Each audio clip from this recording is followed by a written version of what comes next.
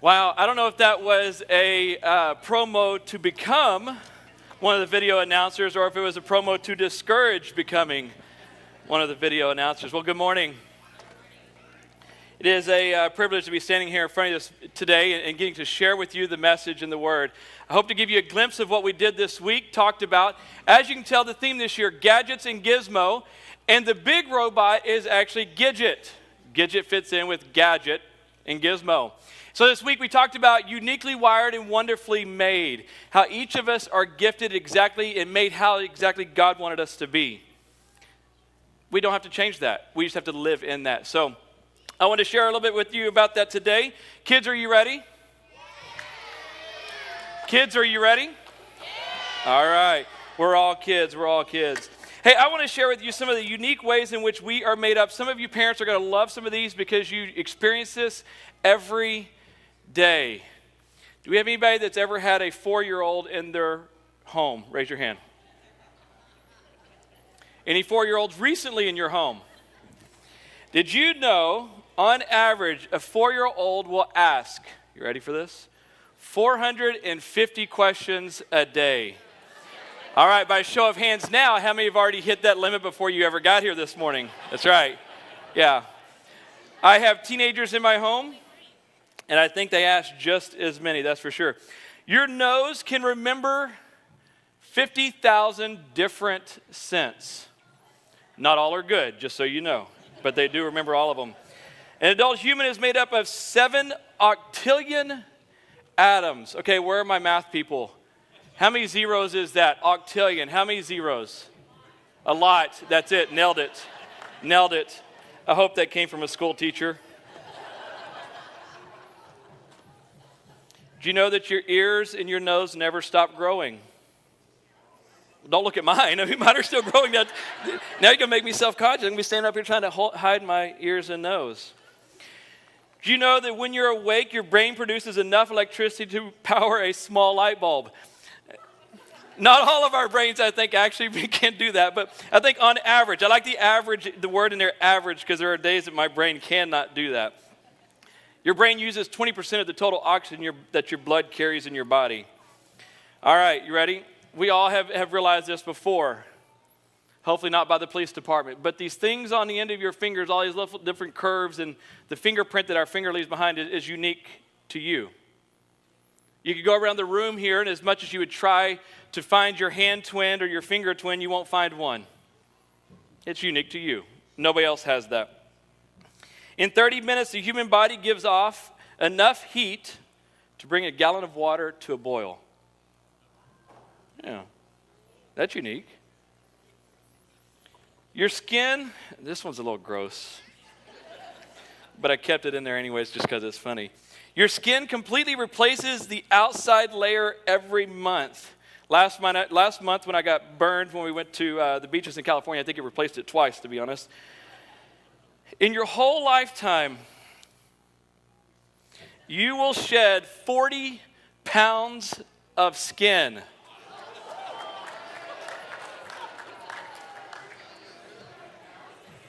$40 pounds of skin. Actually, and did you know that the most of the dust you find underneath your bed? I won't even go there. We're unique. We're made unique. And to think about all these little intricate details that went into making the body, God made us this way. So I know for a lot of us, when we wake up, we look at things, we may look in the mirror. I try not to in the mornings. When I look in the mirror, though, I see this is how God has made me. Now, throughout the day, I may do things to try to change that. I may comb my hair this way today, that way tomorrow. But ultimately, this is how God made me. And I am stuck with this. Now, here's the thing. Too many times we try to change what God has done because we're not happy with what He's doing with us, in us, or through us. Why? Well, it's kind of where we went this week. And so on Monday, we talked about the fact how we are made by God. If you've ever had a chance to read the creation story at the very beginning of your Bible in Genesis, God goes through 5 days of creating everything we know on earth. And then day 6, we sometimes scratch our heads and think, man, what was he thinking? But on day 6, he made his greatest creation. That's us. He was so exhausted, he rested on day 7. And all the parents know that one's for sure. But he made us. On day 6, he made us. He put us over everything. And I love what David says in the psalm here. Lord, you have seen what is in my heart. You know all about me. Now, there are things that we do sometimes that we try to hide and we don't want friends to know and people to know. And for most of us, if we really sit back and think about it, there's probably 1 or 2 things that we know about ourselves that a lot of people don't. I don't share with very many people, but I love Pinterest. It's exactly why I don't share that with very many people. Because those were some very uncomfortable chuckles. I'm not sure if you were laughing with me or at me, but I'll take them however it was. But David was pointing out this important fact that God knows all about us. There's not a little detail about us that he doesn't know. Cares about us all the way down to the hairs on our head, the days of our lives, everything that goes in and out of making us. Psalm 139, 13 through 14 says, you created the deepest part of my being. You put me together inside my mother's body. How you made me is amazing and wonderful. And I praise you for that. What you have done is wonderful, and I know that very well.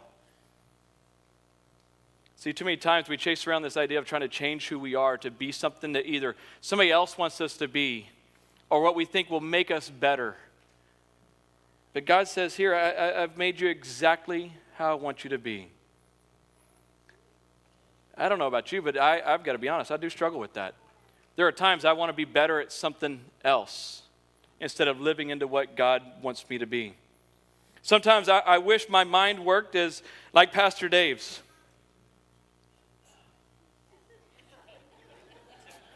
No, I don't. No, just kidding. No, I mean, there are people that I'm with sometimes. There are friends I'm with that I begin to form and shape to what they have or what they're doing because I want to be like that. Sometimes I have to catch myself. I have to back up and be like, wait. I may not be as smart as that person, but this is who God has made me. And I get to live in that because God is able to work in and through me to make me what he wants me to be. On day 2, God made us to trust him. It's pretty simple. He made us. Now he's made us to trust him. And we talked about the story of Jesus healing the blind man. Now, I don't know how much you've really kind of thought about this story, but as I was teaching with the kids, some things just hit me this week. You just close your eyes for a second. And imagine you hear somebody working up the wettest loogie you've ever heard in your life. I mean, this is what the blind man has to be hearing at this point. But the fact is, as we read through this story, as Jesus spits in the mud, makes the mud, rubs it on the man's eyes, we know that the man goes off, washes his eyes out, and is able to see. Now that is some trust. The story goes on to tell us, and the parts that this guy realized, this blind man, the things that came to him. Now remember at this time that the Pharisees are trying to trap Jesus. When Jesus comes to earth, he rocked this world. Because some of the things that he stood up against and stood up to really made some people upset. And so as the Pharisees are trying to trap him, man, they're chasing this blind man all over town trying to figure out what is going on, who is this man? Because, I mean, no sinner would ever work on the Sabbath. And so as they're trying to trap Jesus, I love the line that this blind man gives. And sorry, I turned it too quickly.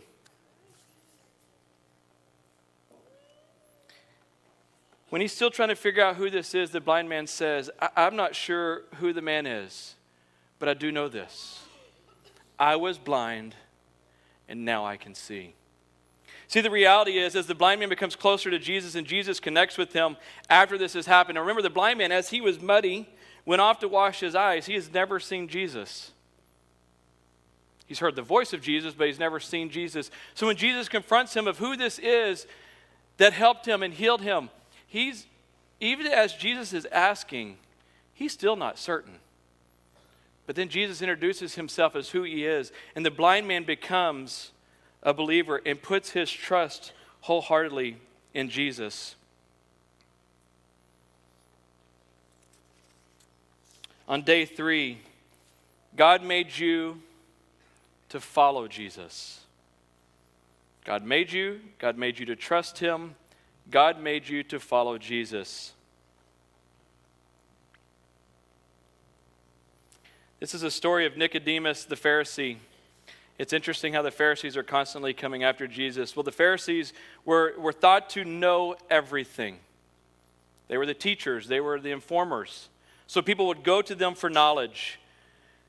Well, this Pharisee Nicodemus sneaks out one night. He goes to find Jesus because at nighttime, you can hide a little easier. And he doesn't want others knowing the fact that he's going to see Jesus.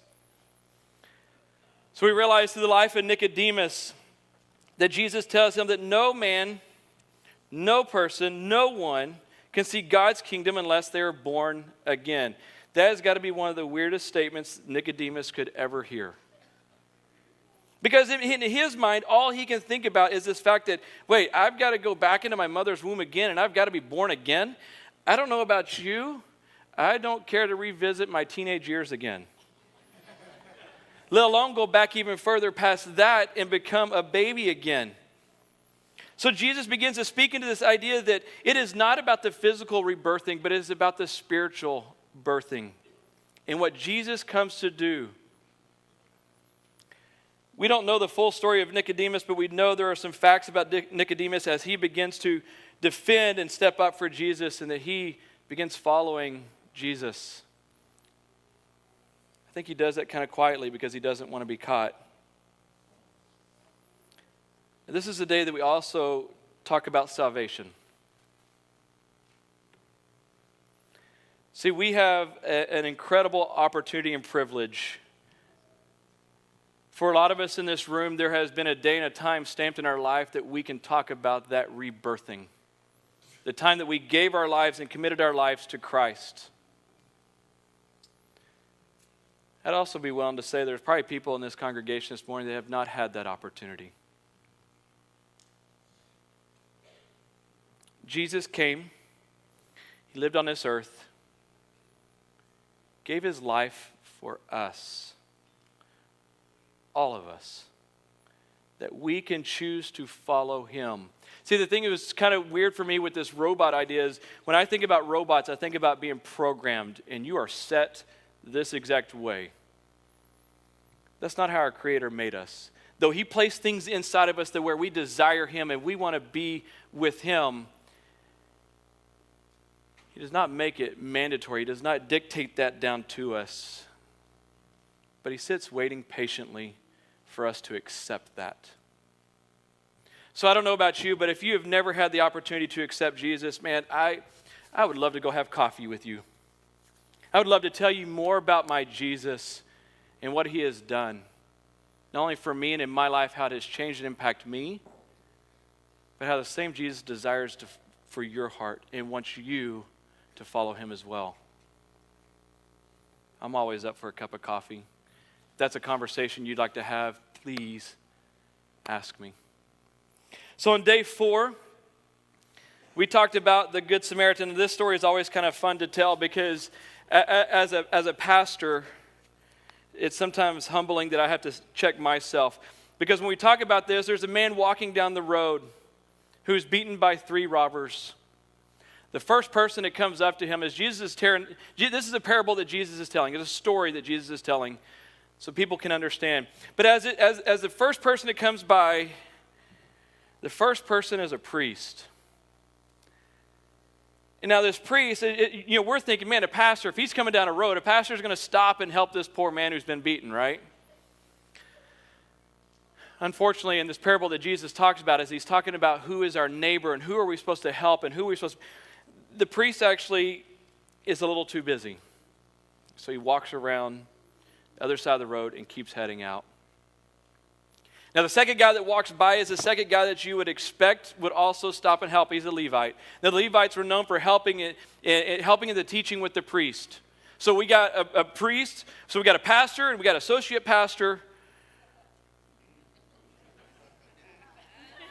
Sorry, guys. Oh, man. Better make it a good one. Is it being recorded? No, just kidding. Both of these guys walk on the opposite side of the road. Now, the funny thing is I throw myself in that category. How many times am I too busy to stop? How many times am I too busy that I see, oh man, that's going to be messy. That could cost me a little bit of time, maybe even a little bit of money. I'm going to tiptoe around that so I don't have to deal with that. I think sometimes we have to check ourselves on that.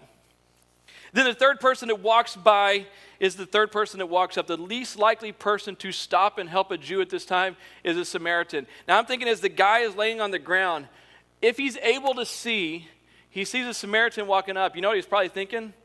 This guy's here to put me the rest of the way out. I mean, these are two groups of people that honestly just hated each other. But instead, the Samaritan bends down and begins to care and aid for this man. John 3 tells us, wrong passage.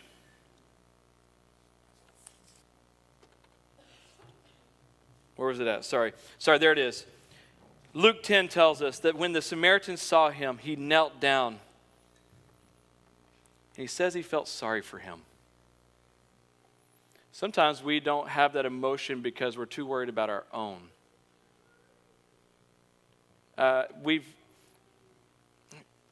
My wife is so much better at this than me. And I know that God has placed her in my life. This is one of the many reasons He's placed her in my life. But she's able to see far more than I could ever see. For some reason, I am wired that I'm just on the go. So if I ever walk by you and I don't acknowledge you, I'm sorry. But I know that when my wife sees need, she doesn't tiptoe to it. She cannonballs into that thing. And I've watched her minister to people over the last couple of years, and I've watched how God has continued to shape her heart as she jumps into those situations.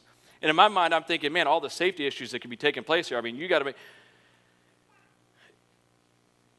But I watch how God moves her to minister and show His love and His care for these people. The Samaritan takes this man up, bandages his wounds, takes him to the inn, pays for his room and board, and promises to come back for anything else. The reality is when we start to help people, it's going to cost us something. It's going to cost us time. It may cost us resources. On day 5, we talked about God made you to shine. So we talked about the passage in Matthew talking about the salt and the light. And we had fun in here with glow sticks. What better way to teach salt and light than with glow sticks? Sorry, I should have gotten more this morning for you. The sound of hearing glow sticks just crack across the congregation as kids chose to let their light shine for what God has called them was one of the most incredible sounds I've ever heard.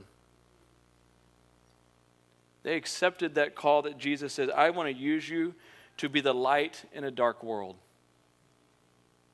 They cracked those sticks. I mean, it was just, that's all you heard. There was no talking, there was no conversation, but you just hear a bunch of cracking of glow sticks.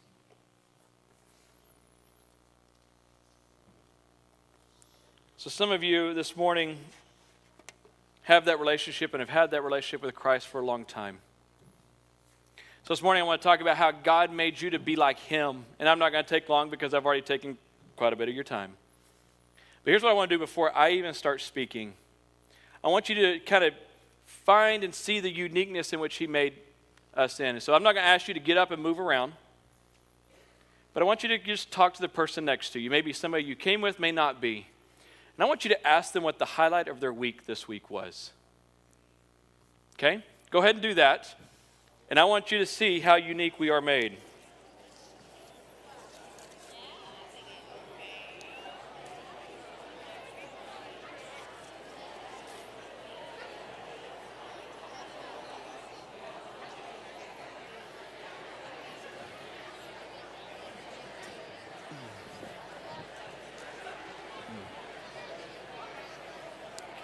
What was the highlight of your week? What was the highlight? What about it? All right.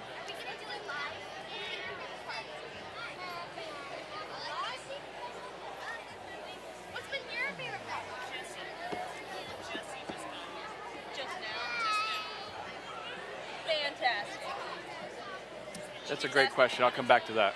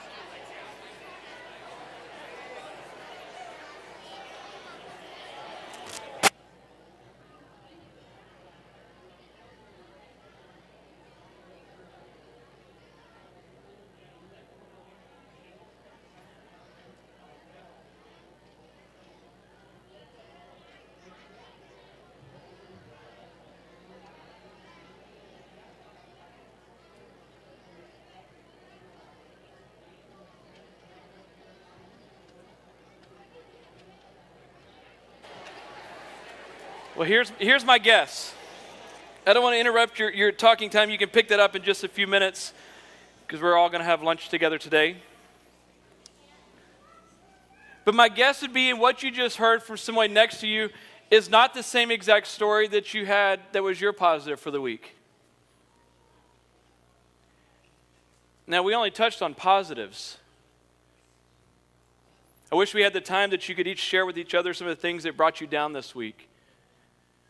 Because when we come together as a body, the opportunity we have is to lean on one another. And that's the conversation I hope you continue with sometime today. The things that kind of took the wind right out of you. Well, God made you like him. Genesis 1:26 says, "So God created mankind in his own image. In the image of God, he created them, male and female, he created them. God blessed them and said to them, 'Be fruitful and increase in number. Fill the earth and subdue it. Rule over the fish in the sea, the birds in the sky, and over every living creature that moves on the ground.'" I love that passage, especially this week, because not only has it been Camp Extreme Week, but it's also been Shark Week. I love Shark Week. To think of something it's interesting to me that he puts this passage here and tells us it's our job to oversee that. Have you seen some of these sharks? 12, 15, 18 feet long. I'm not sure I'm ruling over that, but God gave us the ability to rule over that. God made us special because he modeled us after himself. No other creation on earth can stake that claim like we can. We are modeled after him. Now, I seem to think that makes him very handsome, to be honest. I'm just saying. No, we're not talking about the physical attributes of God. We are talking about the heart of God and what he has placed in us that is all him. God made us like him so that we can live for him.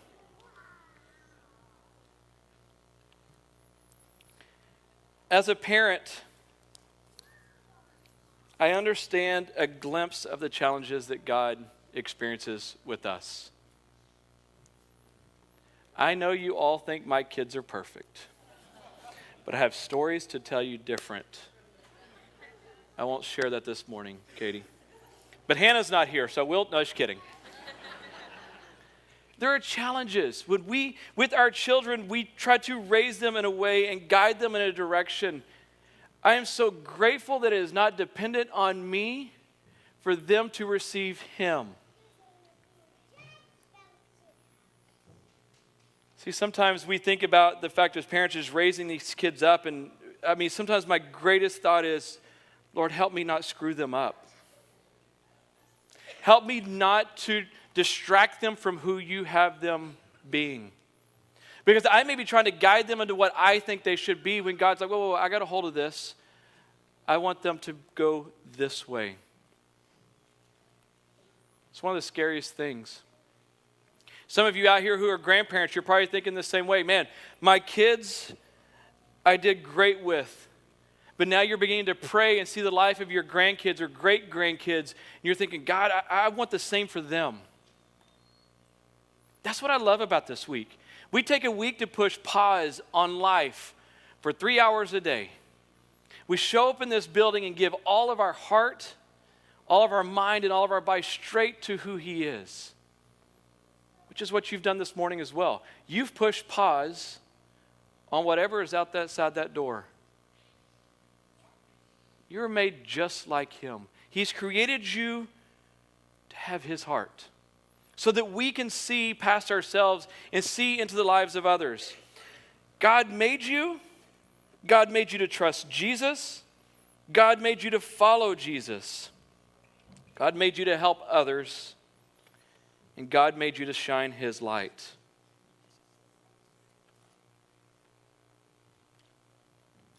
First Peter 2:9. However, you are chosen people, a royal priesthood, a holy nation, people who belong to God.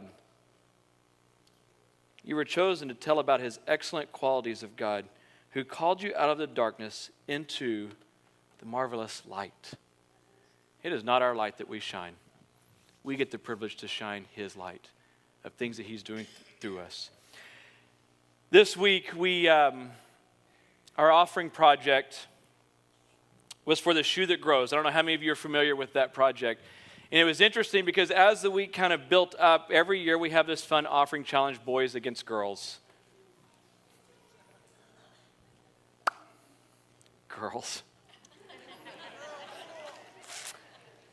But I'm amazed at how as these messages went along, I hadn't really placed it until I was studying for today, about how these messages built how we're like God, how I watched the kids and their hearts transform into what God's saying to them. I want to share with you a video clip that gives you an indication what the Shoe That Grows actually does. It's only about a minute and a half, but I want to give you an indication of, man, what were we taking funds for this week? What were we trying to gain offering for? And I want to share with you the results of what these kids did through God's help this week. So here's the video. Sometimes, compassion arrives in very practical ways. Kids' feet grow quickly. As a result, kids living in poverty around the world often outgrow shoes and are left with no option but to go barefoot or wear shoes that don't fit. The Shoe That Grows is an advance in footwear that allows a child to always have a pair of shoes that fit. We know the importance for children in developing countries to have proper footwear, and we know the Shoe That Grows is the solution to this problem. But how does it work? The shoe can grow in 3 main places. First, the front can grow with the adjustable toe piece. Second, the sides have snaps that allow it to expand. And finally, the back grows using the expandable heel strap. Using these 3 expansion methods, the shoe can grow 5 sizes, ensuring kids can always have a pair of shoes that fit, protecting their feet from the dangers of contaminated soils and diseases. In addition to 5 sizes of growth, the shoe will last 5 years. High-quality materials enable this long lifespan. The sole is made of compressed rubber, while the upper is made using high-quality leather and heavy-duty snaps. Children around the world can have a better shoe, a shoe that will always fit, a shoe that keeps going and growing. The Shoe That Grows is an incredible tool in the fight to keep children healthy and happy, giving them more opportunity to have success in their lives. Join us in our mission of practical compassion. To find out how, visit theshoethatgrows.org.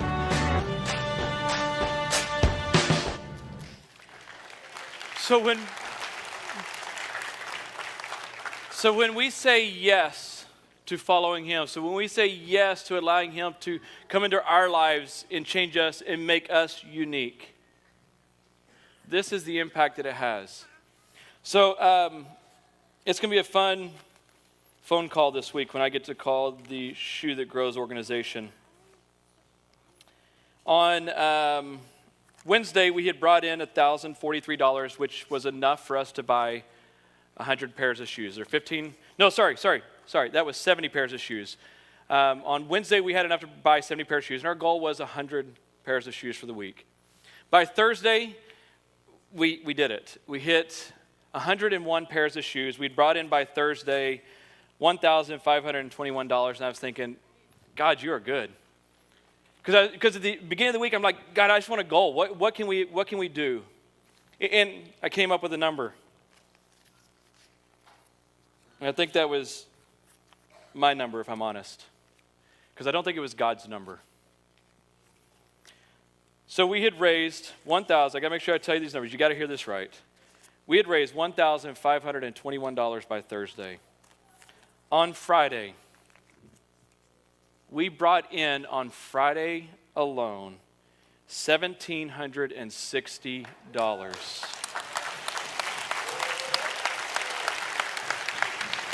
So at the end of it, with my tiny little goal of 100, God was working through the students and through the families of this church to purchase 212 pairs of shoes. And you can see that on the back wall out there. That's what all those little corn dog looking things are. They're actually shoes. They're not corn dogs. That's what that's for. If you want to know more about the organization, there's some pamphlets and stuff out there that you can find out more about who they are and what that does. I'm impressed. When we stop and we get ourselves out of the way, I'm amazed at what God can do through us when we say yes.